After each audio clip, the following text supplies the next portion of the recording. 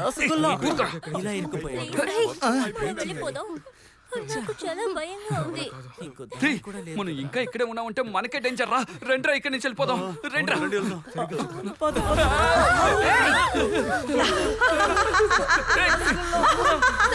తను మనల్ని వెంటాడుతోంది. మీరు ఎవరో ఏదో తప్పు చేశారు. ఏంటి రసగుల్లా? అవును, మేము చెయ్యకూడని ఒక తప్పు చేసాం. ఆ తప్పు ఏంటంటే నువ్వేం చెప్పకరా. ఒకవేళ నీ మాటలు విని తన కోపం వచ్చి రేపు సన్ రైజ్ కాదు ఈలోగానే మన అందరినీ చంపేస్తుందిరా. రసగుల్లా నీ నోటితో అలా మాట్లాడుకో. తను మీ ఫ్రెండే కదా. తన కోరికేంటో మీకు తెలుసు కదా.